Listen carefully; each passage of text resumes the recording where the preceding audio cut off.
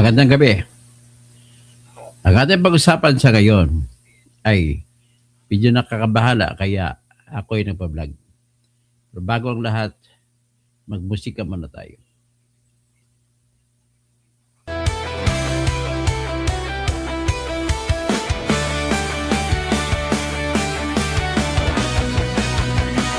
Sa Pilipinas, kilala ang tindi. Hindi kayang bayaran ni numan ang kanyang prinsipyo. Kapag may inaapi, siya ang nariyan. Kapag may bayaran, siya ang hadlang. Hindi siya tiklop sa pananakot ng iilan. Hindi siya alila ng sino mang mayaman. Kung ang kapangyarihan nila ay inaabuso, hinahawi niya yan mano-mano. Kapag ang taong bayan ang nasasakal, siya ang unang sumusugot, tumatagal. Hindi perang sukatan ng halaga, kundi kung sino ang lumalaban para sa masa. Totoo kasing tirador, totoo kasing tirador. Kakapi ng naaapi, kalaban ng sakim na mandarambong. Totoo kasing tirador, totoo kasing tirador. Hindi kayang bilhin ang puso niyang matibay.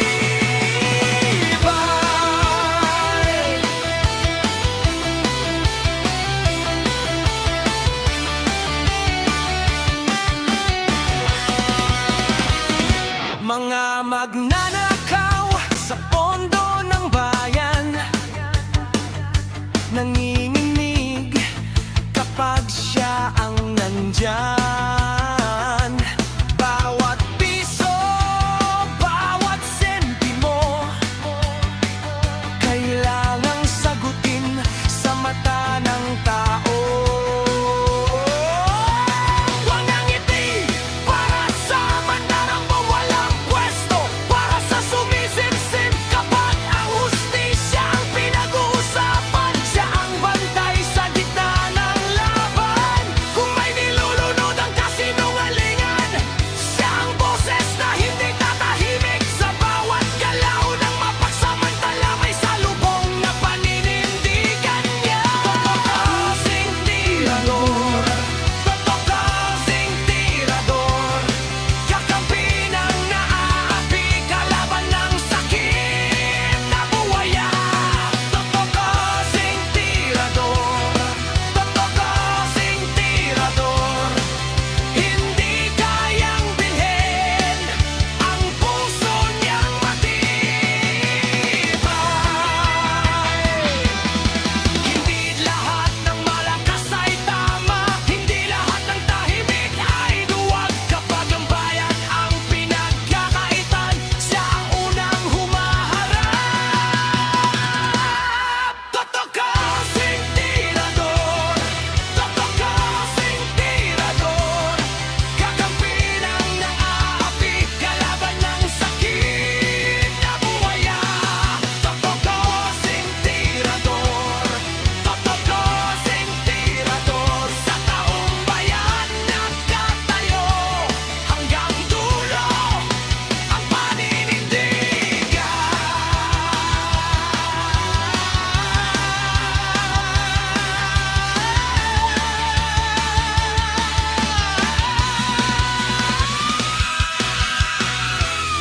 Okay.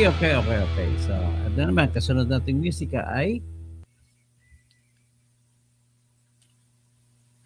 tungkol kay Sarah. Siya ang topic natin ngayon. Sara, Sara, wala nang iba. Sara, Sara lang pag-asa. Sara, Sara, siya lang makapakulong. Mga kontraktor ubusin niya. Si BBM Sandro ikulong niya. Si Tamba Zaldi ikulong niya. Tapang at malasakit ibalik para bayan ay manahimik. Durugin ang sindikato sa korte, sa DPUA, sa DS Void, sa PhilHealth. Okay, magandang gabi mga kaibigan. Ang ating pong pag-usapan sa ngayon ay walang iba kundi ang impeachment ni Sara at ayon kay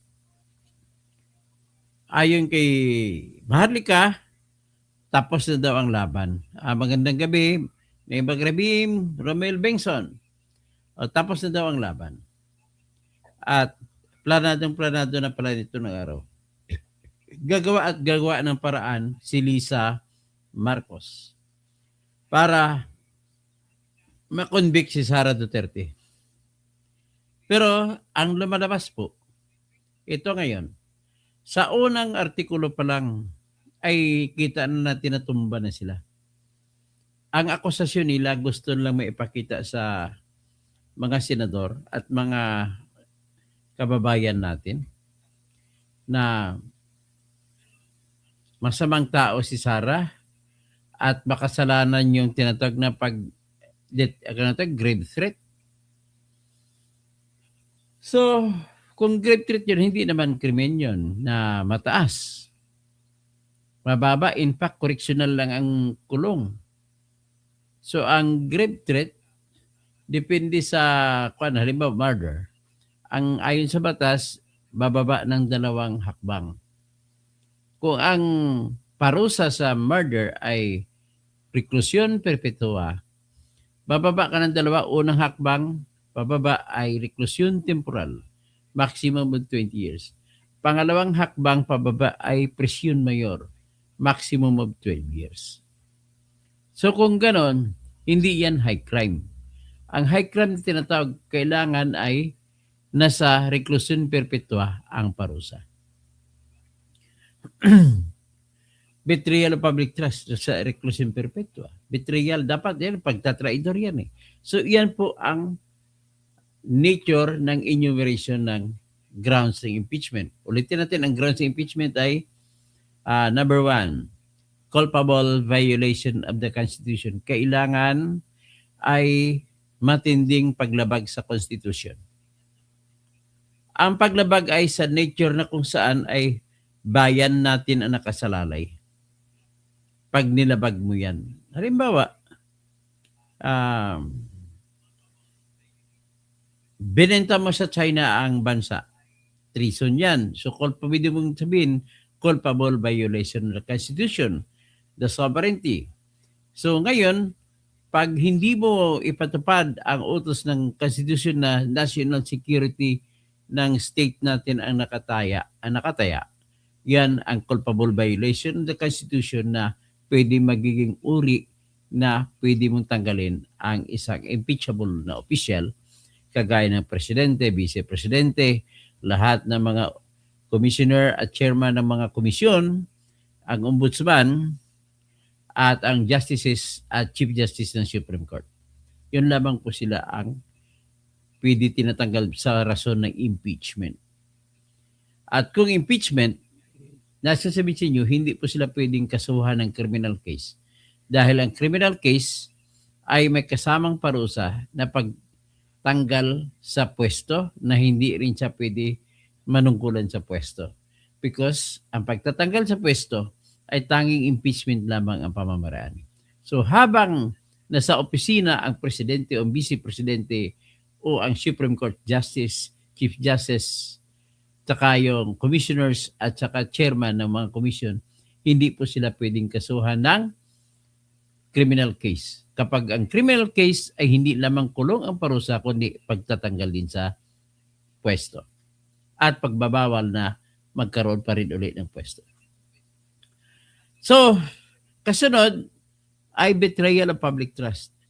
Ang bigat na dapat ng betrayal of public trust na ito po ay pagtatraidor, halos pagtatraidor na si Inang Bayan. Magandang gabi, Nene Balmoria, kamag-anak.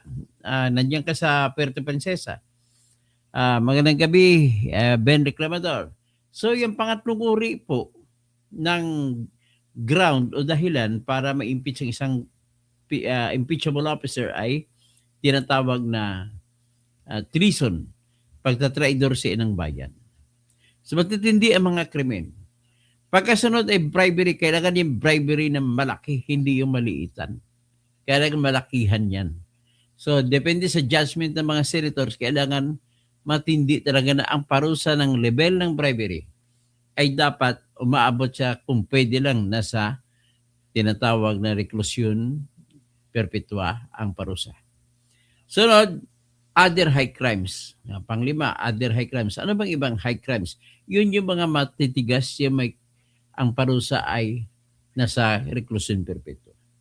So, ang tanong, yung grave threat ba na unang kinaso, unang artikulo na pinresenta nila ay high crime ba? Kung i-considera nila na ang akusasyon nila ay high crime, ay hindi magiging high crime yun. Kasi napatunayan na natin na ang pagkasabi ni Sara Duterte ay mamamatay lamang si Marcos at saka si Lisa at saka si Tambaloslos kung siya ay patay na. Ngayon, kung patay na siya at mamatay, hindi mo na ikukulong, hindi mo pwedeng ikulong ang patay na. So, yan ba ang kind na grave threat na tinitingnan ng batas natin? Pag binabasa mo po ang Revised Penal Code, kailangan ang condition, may pangatlong uri ng grave threat na may condition. Kagaya niya blackmailing. Give me your money or parang hold up. Ganun po yun ang klase ng death threat na pinaparusahan. Threat lang yung tawag ko kasi wala naman sa libro ito. Yung sinasabi, kapag pinatay mo ako, may papatay sa iyo. Pwedeng sinasabi sa sample ni Attorney Respicio, mumurahin ko nanay ko. Sige nanay, pag sinampal mo ako, mayroon akong iutosan na tao na magsampal din sa iyo. Grave threat din ba yun? Kaya, kung susundin natin ang argumento ni Matibag at argumento ng mga taga-prosecution, kagaya ni Ligutan, nakala mong magaling, piling magaling na abogado, naka-blast on naman pala. Blast on, ibig sabihin, ano ka ba, bakla?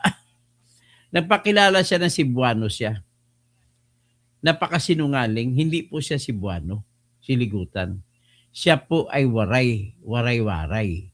Yun po siya, taga-Palo, taga-Tacloban o Palo, Leyte. Ibig sabihin po, kinausap siya ni Romualdez. At saka isang testigo na taga-Tacloban din, waray-waray din, si Attorney Jeremy Lutok. So, ito po ay tinatag na sindikato ng mga waray-waray laban kay Sara Duterte. Yung unang palabas nila ng mga grupo ni Ligutan, siya po ay Cebuano. Hindi po siya Cebuano. Doon na siya nag-aral sa Cebu at nag-aral sa UP sa pagka-abogasiya. Pero hindi po siya Cebuano. Magaling din siya siguro magsalita ng Cebuano dahil nga lahat po kami mga Bisaya, ako Ilonggo speaking. Si Ligutan ay Waray speaking. Marunong din po kami magsalita ng salitang Cebuano. Ganun po yun.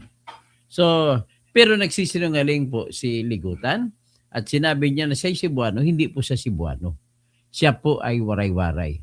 So, siya ay kaklase din ni June Asidre na party list congressman ng Tingog Party List. At ang Tingog Party List ay kay Romualdez yan, siya ang may-ari. Ang isa sa congressman ng Tingog ay si Yeda Romualdez na asawa ni Martin Romualdez. Ang isang congressman din ng Tingog ay ang anak ni Romualdez. So yan po ang katibayan na lahat po ito ay kakutsaba ni Romualdez, sila ni Luistro para ipagpatuloy ang kasong impeachment.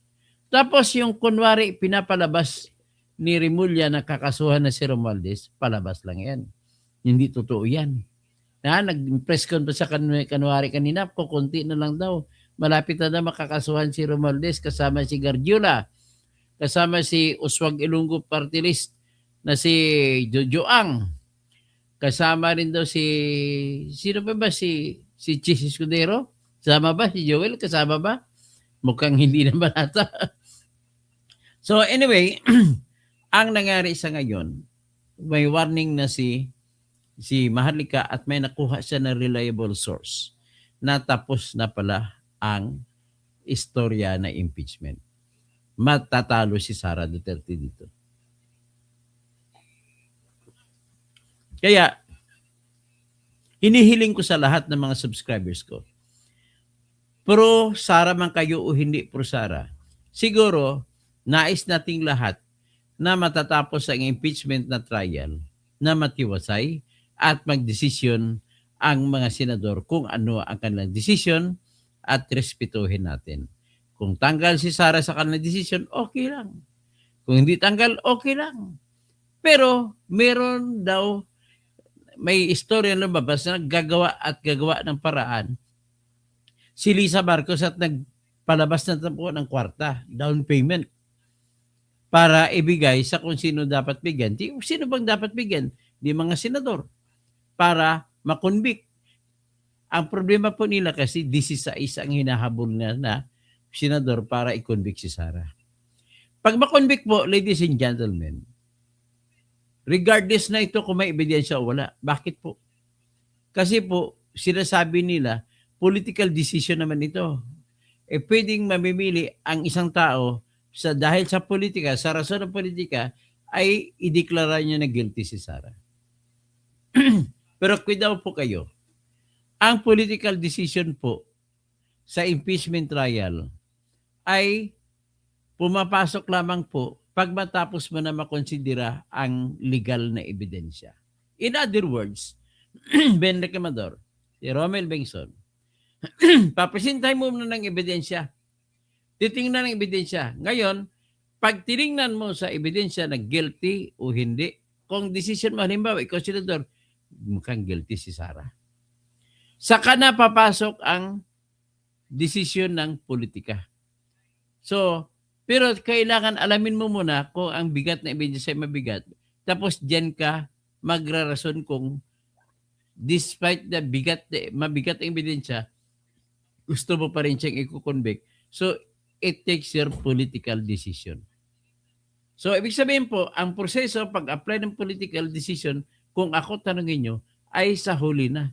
Pag matapos nyo na himay-himay ng mga ebidensya. Okay? So, pero hindi daw ganun ang mangyayari. Naglabas na po ng pera si Madam Lisa Araneta Marcos.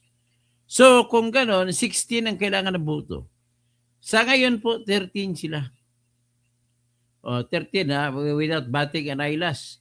O, si Win Gatchalian, bibigyan daw ng pera yan. Si Chis Escudero. Tapos si Joel Villanueva. Pagkatapos si Kiko Pangilinan, si Bam Aquino, na wala ng pagka-Aquino niya. Ano na siya? Tirador na siya ng pera. Tapos si Risa Hontiveros, 6. Pagkatapos niyan, papasok si Zubiri, 7. Papasok si GBR, 8. Papasok sino pa? Si Lito Lapid, 9. Papasok sino pa? 9 lang.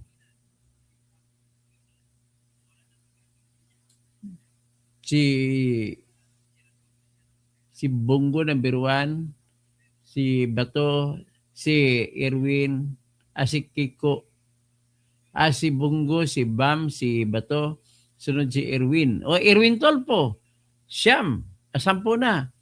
Tapos si Rapi Tolpo, 11. Sino pa yung dalawa?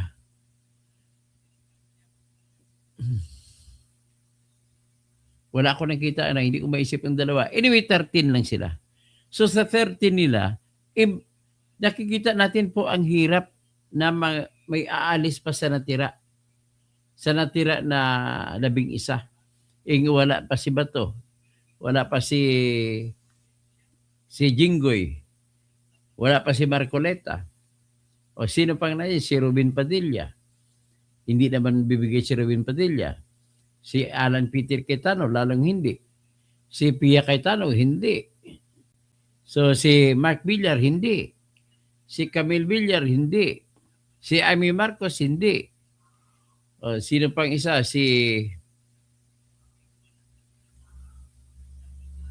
Mayroon pa silang isang kasama, si Bungo. Okay. So, si Bungo, ibig sabihin, 10 pa lang at pang-11 si Bato. Kailangan kunan nila ng 3. Kailangan na kumuha ng 3 mula sa grupo ni Alan Peter Cayetano para magiging 16 sila at matalo si Sara. Sino kaya?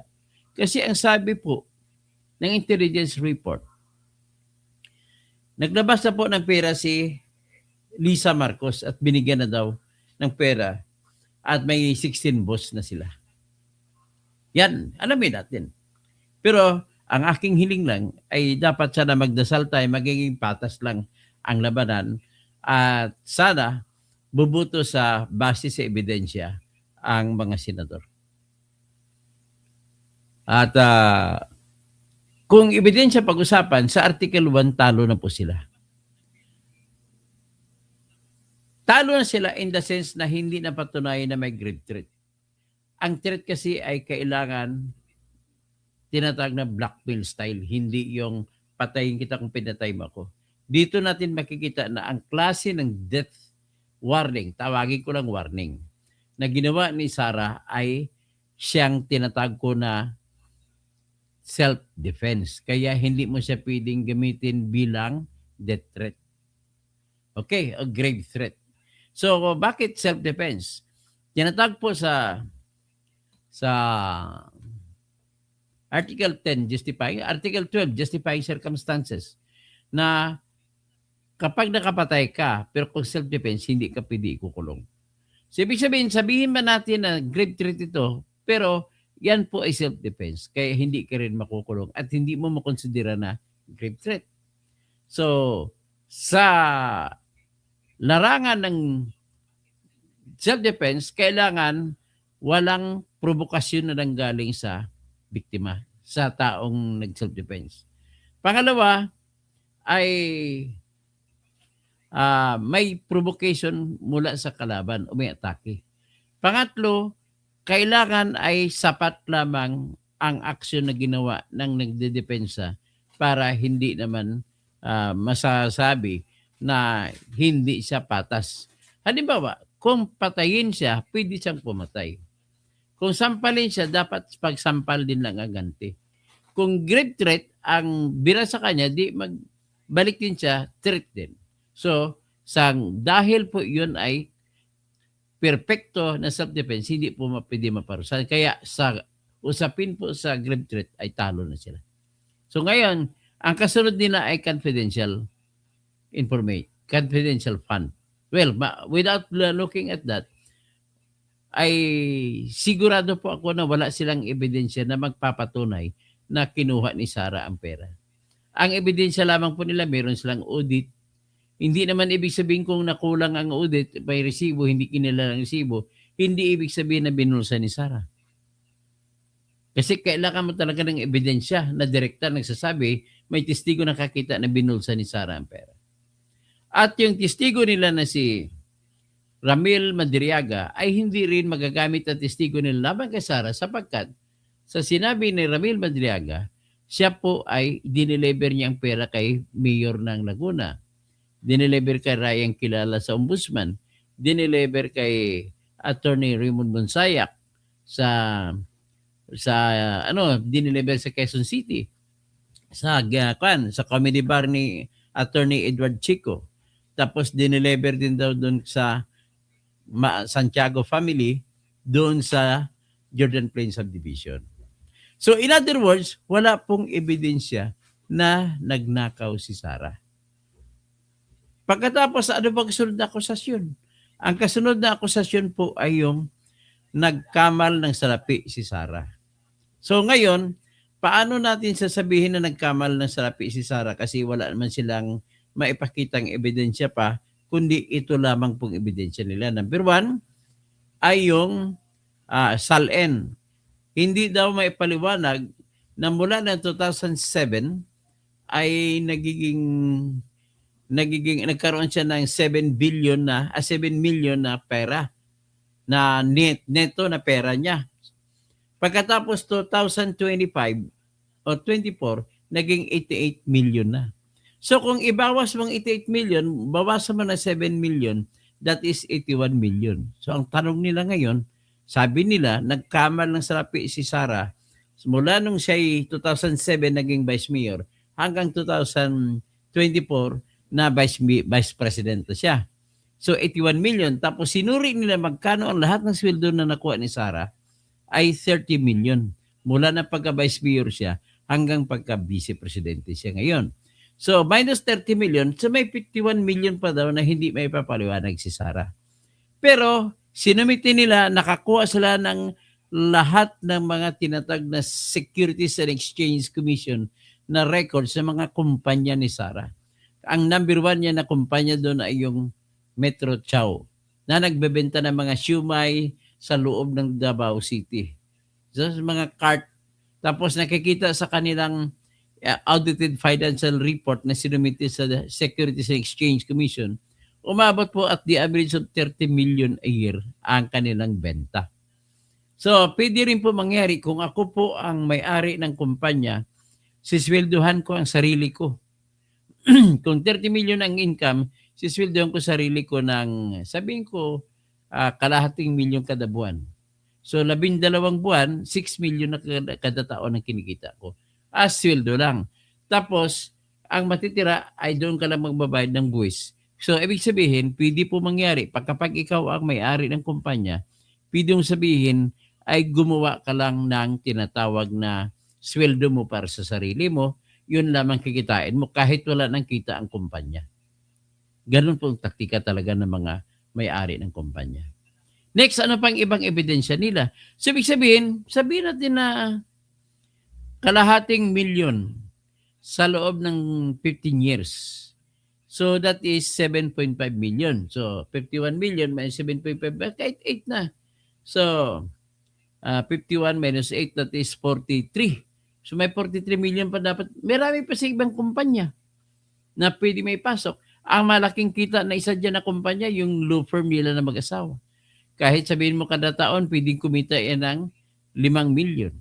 So, times 10, 50 million na rin kagad.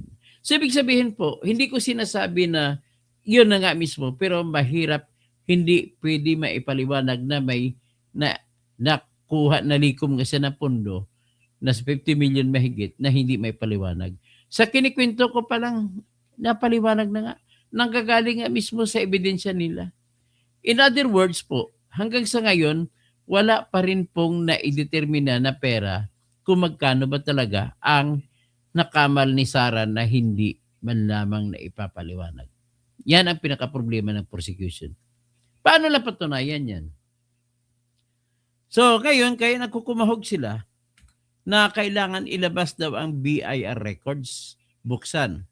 Ang ilalabas daw ang tinatawag na AMLAC records, buksan. So, ang ipapasumon daw, ang pasampina daw ang bank accounts. Okay? Ladies and gentlemen, kung ipapalabas ba, kailan ba dapat pwede ipalabas ang AMLAC record? Nakita na natin, actually, pinalabas na, bakit hingin pa nila ulit? Ibig po sabihin, pagkikilala lamang niyan nila ni Luistro na mali pala ginawa nila, hindi nila magagamit na ebidensya ang AMLAC kasi pinatag na bawal. So ngayon, isa lang po ang pwedeng dahilan para mabuksan mo yung AMLAC. Ay kung ito po ay sa Court of Appeals.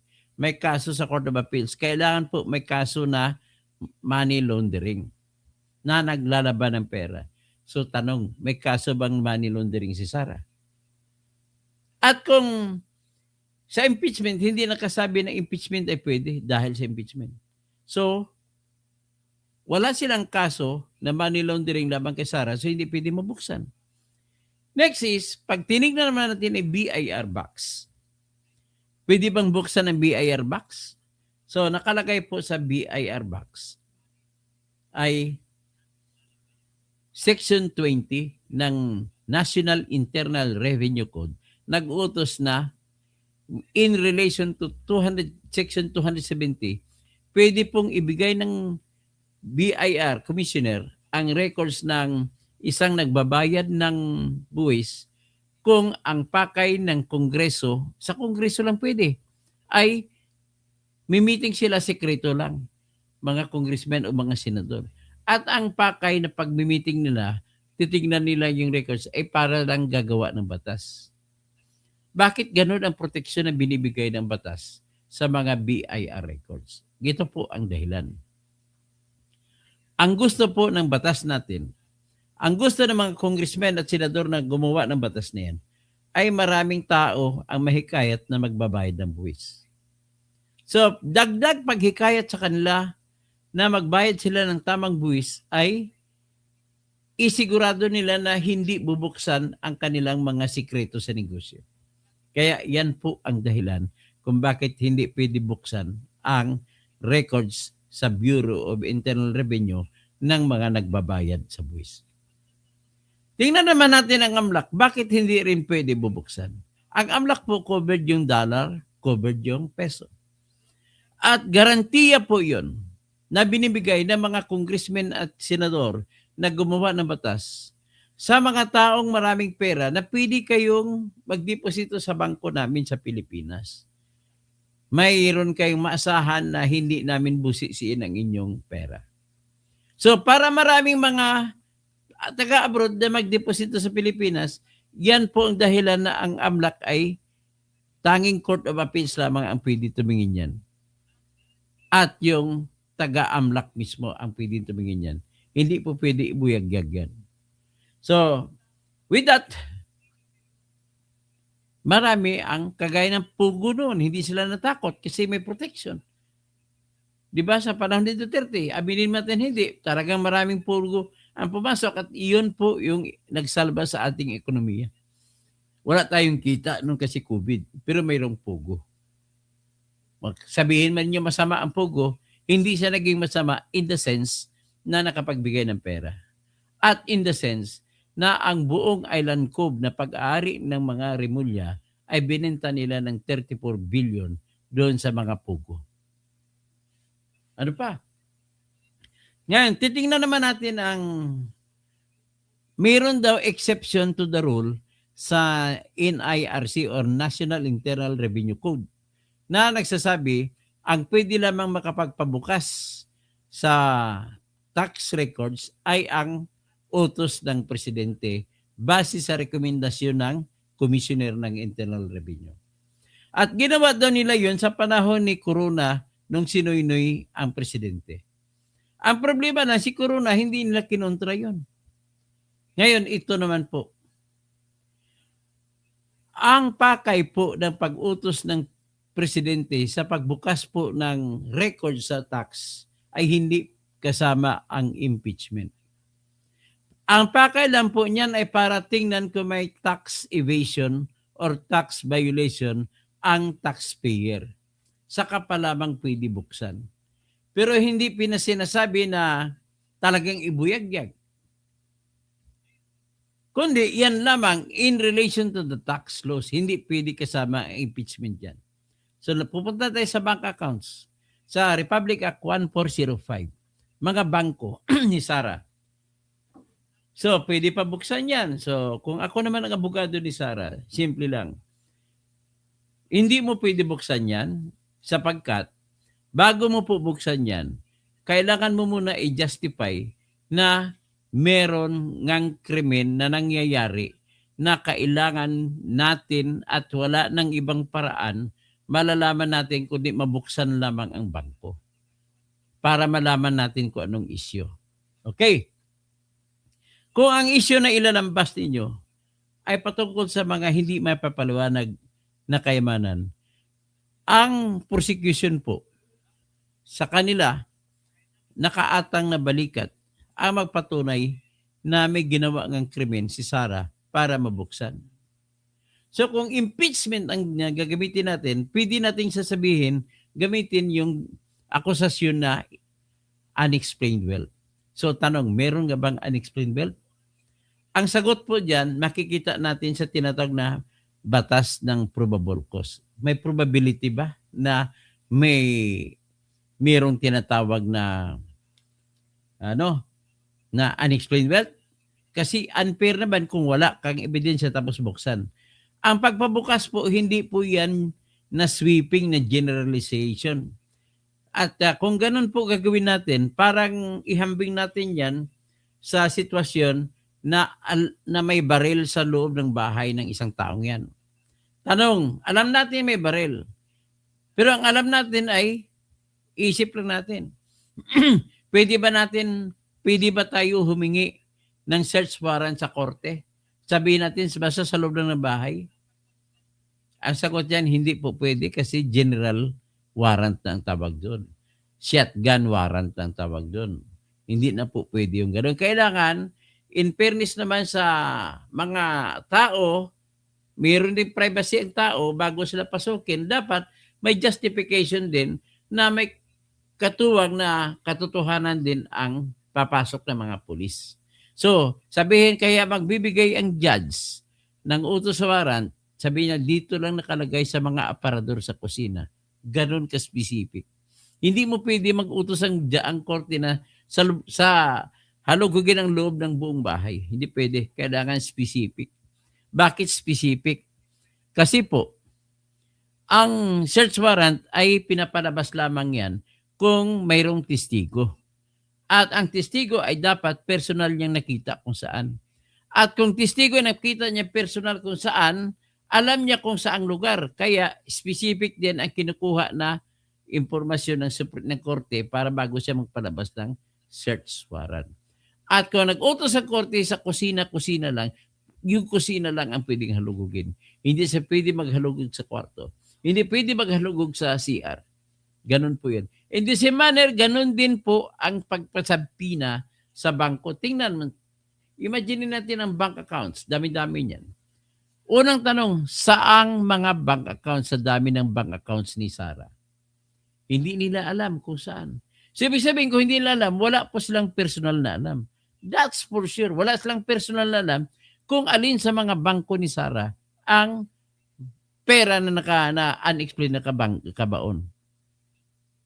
Di ba? Ganun ako kasimple. So kung hindi nyo malalaman, you even failed to give the bank accounts. Kasi the only way na ma-specify ninyo, ibigay nyo yung bank accounts. Next, kailangan pa may limitasyon. Ang kasalanan ay nagawa lamang ni Sarah nung panahon na siya ay vice presidente. Dapat yung records ng bangko, mula nung naging vice presidente siya, yun lamang ang ipapakita. Kung meron man, kung may probable cause. Ang problema hanggang ngayon, hindi pa nila makompute kung magkano ang hindi may papaliwanag na pera. At kung hindi mo alam, ibig sabihin, wala pong unexplained wealth. Ganun lang kasimple. So kung ako ang senator judge, dyan pa lang, ibasura ko na yan. Hindi naman pwede po pataka-taka lang. Hindi po pwede na pasukin mo buong bahay, halugugin mo kung saan sa bahay. Hindi po pwede. Nakadesisyon na po yan sa Stonehill versus Jokno na case. Natalo diyan si tatay ni Chil Jokno. Na pinahukay niya lahat ng mga opisina ni Harry Stonehill at bahay ni Harry Stonehill at kinuha mga dokumento. Sabi ng Korte Suprema na dinisisyonan ni Justice Roberto Concepcion at isang en-bank, marami mga justice ng decision, hindi po pwede at doon po naisilang ang tinatawag na fruits of the poisonous tree at ang fishing expedition. Hindi pwede ang fishing. Kalawak ng dagat, hindi mo alam kung saan ang isda. Ganun po yung sitwasyon. Kailangan alam mo kung saan ang isda bago ka papayagan pumunta ron at huhulin mo isda. In the same manner, sa bahay, alam mo kung saan, sa kusina ba, o sa kwarto, kaninong kwarto, para bago ka bibigyan ng search warrant. In the same here, ang search warrant, walang pinag-iba sa sabpina. So, ang objective lamang ng sabpina ng bangko ay titingnan kung may pumasok na pera na sinasabi at alam ng umaakusa na ito yung perang pumasok. Dapat, i-compare na, i-check na lang namin sa bank accounts niya. Kung marami sa bank accounts, Hindi po pwede. Kailangan specify ninyo. Ngayon, pwede nyo sabihin na hinati-hati sa 5 ang pera at binulog sa 5 bank account. Yan ay kung may personal kang alam. Ngayon, pag may personal kang alam, alamin pa kung paano mo nakuha ang alam mo. Kasi kung illegal ang pagkakuha mo ng alam mo, hindi po yan kilalanin na magiging justification para magpalabas ng subpoena. Kagaya ni iniisip nyo kay Trillanes. Sinabi ni Trillanes na binigay sa kanya ng isang taong nagngangalan na Joseph de Mesa. At saka si Joseph de Mesa daw, kinuha din niya sa bank teller. E di illegal. Kasi sa ilalim po ng batas, Republic Act 1405, kahit sinong empleyado ng bangko ay hindi pwede magpalabas ng bank account ng kahit sinong depositor nila. At kung illegal na kuha, hindi po yan pwede maging basihan para ipalabas, isumpina ang bank accounts. So with that, grabe na ang ebidensya pabor kay Sara, pero gagawin ng paraan ni Lisa Marcos na matatalo at binigyan daw niya ng pera yung mga senador. Bago yan, may isa pa kong itatakel. Yung Maisog Rally na nagsalita, yan, freedom of expression yan. Political speech yun. Katatapos lang ng decision ng Supreme Court. Inabsuelto ng Supreme Court si Richard Hidarian, si Percy Sindanya, at saka si Larry Gadon. Inabsuelto ng Supreme Court sa kanilang pagbumura sa judge. Kasi dahil sabi nila, political libel lang yan, hindi pwede dapat yan pag-usapan, hindi dapat magiging contempt. So in the same manner, na hindi pwede magiging contempt yung rally ni Sara. At saka yung press ko niya na naginip ako, nagugurgurin ko si BBM, cut the head of BBM. At saka nagsalita siya na pag ako magalit, huhukayin ko ang tatay niyo sa libingan ng bayani at saka itapon ng bangkay niya sa West Philippine Sea. Puro mga political speeches ang tawag doon. So, hindi rin pwede maparusahan. So, ano pang ibang binabanggit? Yung wala nang iba. Yun lamang. So, kasi punta tayo ngayon dito. Pero sinasabi ng ni Maharlika ng kanyang source ay grabe daw. Nakahanda na. Nabili na ba daw ang mga 16 na senador na buboto? Nabili na ni Lisa Araneta Marcos. Yan ang sinasabi. At tingnan natin ang pakinggan natin ang sinabi ni Maharlika.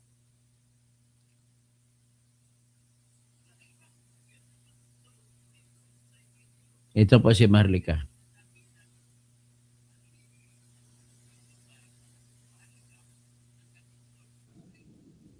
Hello.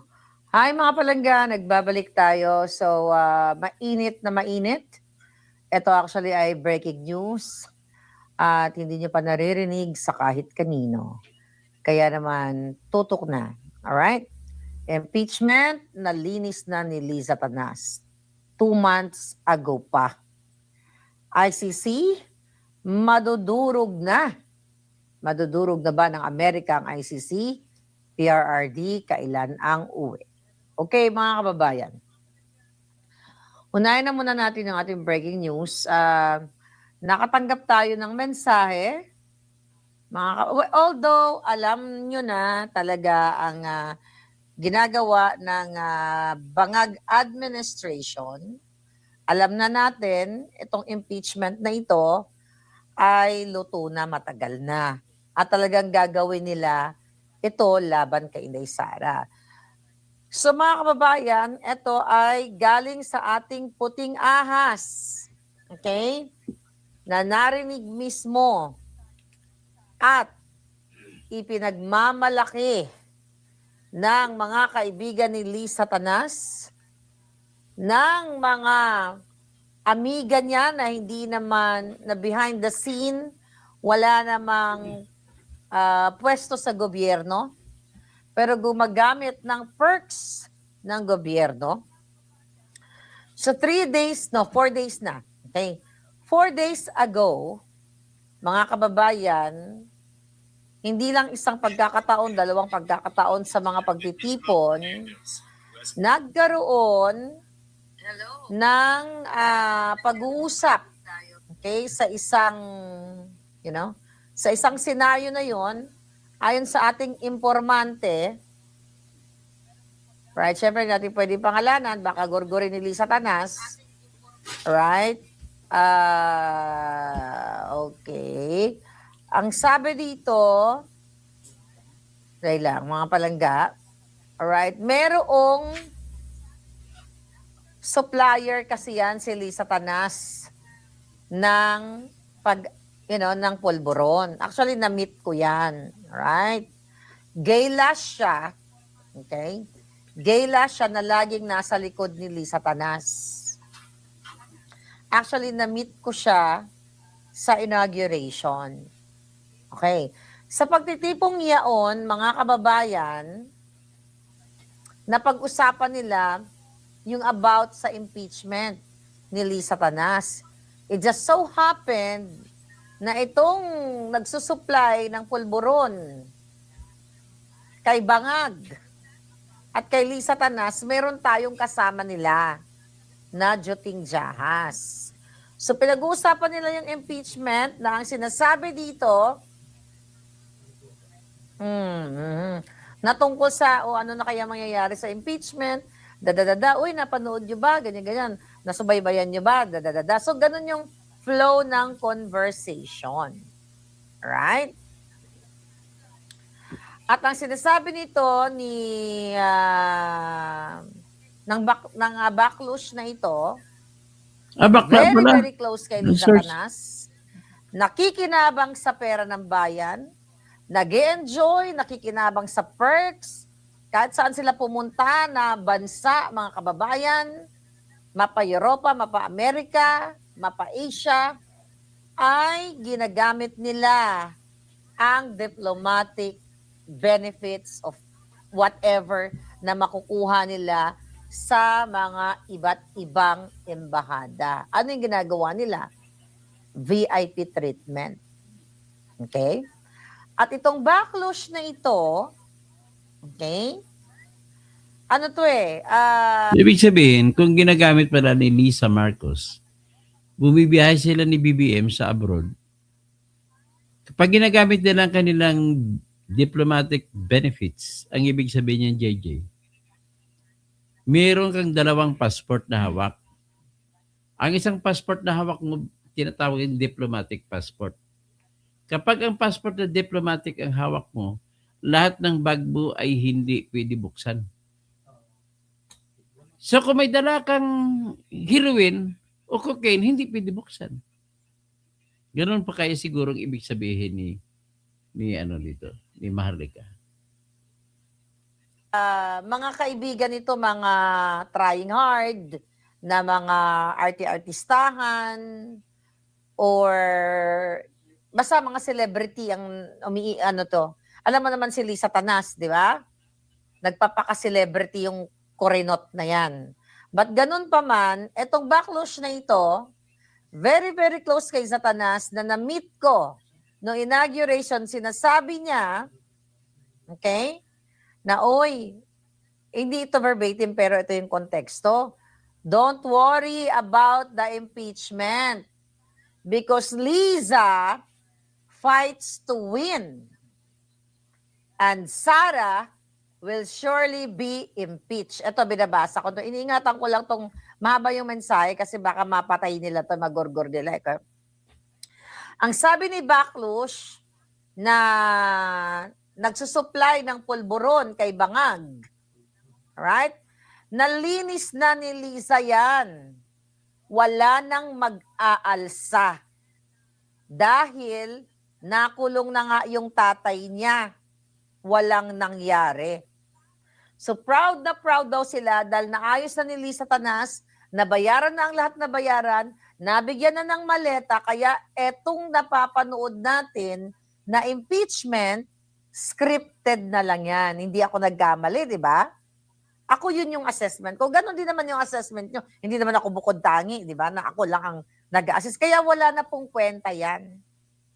Narinig mismo ng ating puting ahas na ang sinabi, nalinis na ni Lisa yan. May iba pa bang Lisa Tanas? Alright? Then, okay. Si Lisa Tanas ang Walang may baso na control kami. ng lahat. Siya naman talaga eh. Di ba sinabi ko naman sa inyo yon? Alright. So, kunwari na lang yung investigation. So, ibig Pero- sabihin, naniniwala din ako kay Maharlika dyan kasi ilang beses ko na po nasubukan si Maharlika na totoo yung kanyang mga nakuhang informasyon. Kaya binagi ko sa inyo. Ngayon, na-validate ko yan dito naman po sa sinasabi naman po ni Lito Banayo. Tingnan natin si Lito Banayo kung ano sinasabi niya tungkol sa impeachment. Ganon din, sabi niya matagal na pinaplano yan, 2 years ago pa. Kaya siguraduhin na mananalo sila. At ang sa likod nito ay si Romualdez. Kaya muro-muro o kunwari lamang yan na kakasuhan si Romualdez pero hindi. Yan po, ito po tayo. Administrasyon Mhm. na pinamumunuan ni Pangulong BBM. Mula pa siguro noong 2023 ay pinlano na ng administrasyon Mhm. na pinamumunuan ni Pangulong BBM kasama ang Joey dating Hernandez speaker from na Chicago. House of Representatives na si Congressman Martin Romualdez. No? Mhm. Kasi pag pinagtahi-tahi mo yung lahat ng kanilang ginawa, Mhm.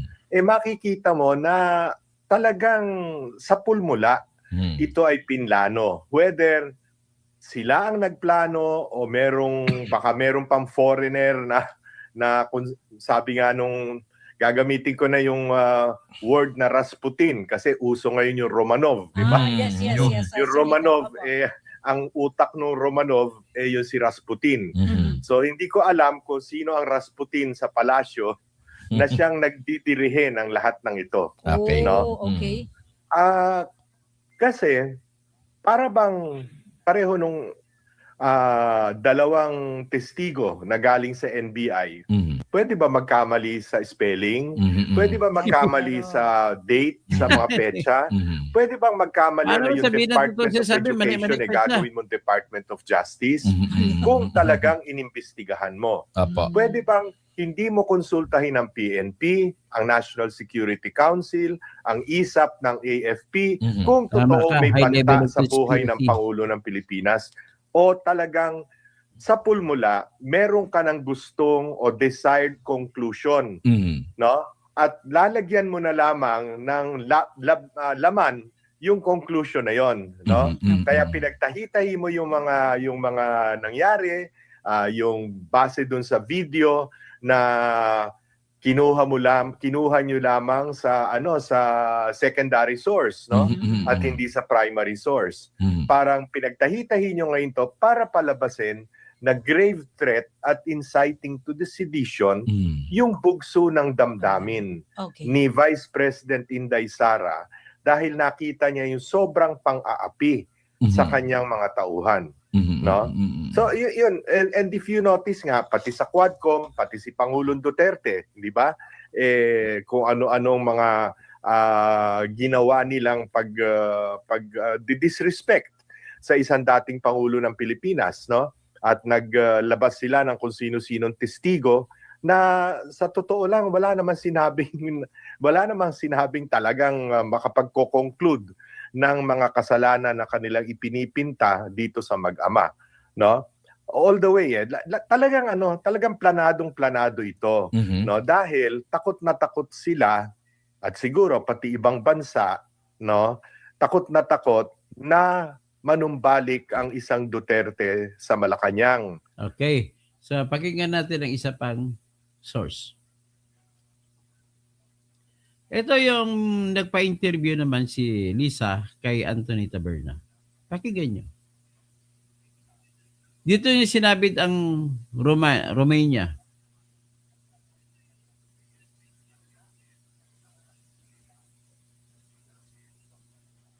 Sa palagay mo ba, hindi ko kaya gawin yan? Ay, Diyos ko, tawagin mo lang yung Romania. Kaya ka. Tawagin lang Romania. has to stop. Bisto siya.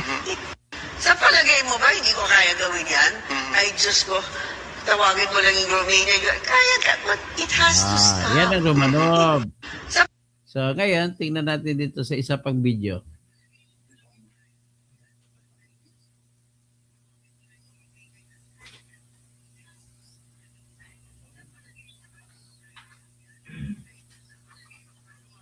Ayan.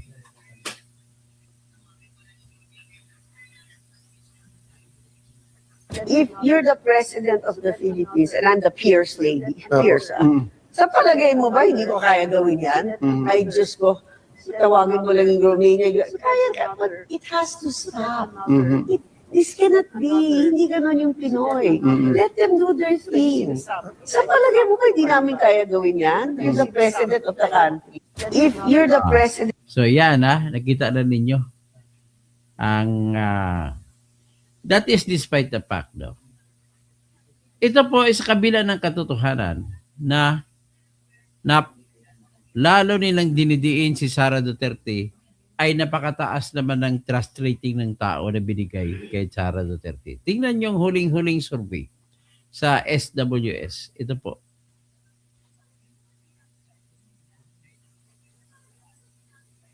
Yan. Net satisfaction rating. Sara Duterte dati 28 naging 31 plus 31. Good. Ang kanyang satisfaction rating ay 58%. Ang ayaw sa kanya ay 26 lang. So 28 minus 26 mataas. So that is equivalent to 30 actually 32%. So si Erwin Gatchalian 18% ang layo. Si Alexander Quezmodo na Chief Justice ay malayo rin 10% lang. Si Faustino Bujidi na Speaker ay 8% lang. Tapos si Bongbong Marcos itong pinakamatindi, negative 7. Ang 38 lang nagkagusto sa kanya tapos ang ayaw sa kanya 45. Yan po ang katotohanan. So ibig sabihin, pwede nating sabihin tao ang kalaban ni Lisa Marcos. Sa gusto niya tanggalin si Rizkan, si Sara ay tao ang kanyang kalaban. Tingnan natin yung isang resulta. Ganon din ito.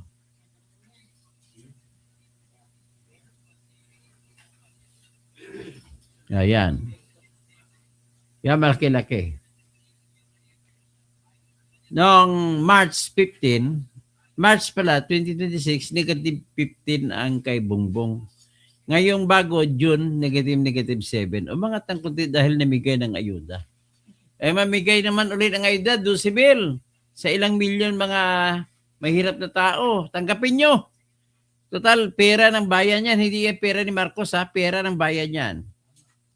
Tapos, ang kay Sara naman, nung March, negative plus 29 lang siya. Tapos sa June 31. Okay? So yan po ang akin lang ang hinihiling sa inyo. Mapaantay o mga pro-Sara man kayo, ipagdasal natin na matatapos ng matiwasay ang impeachment na nakabase sa boto ng tama.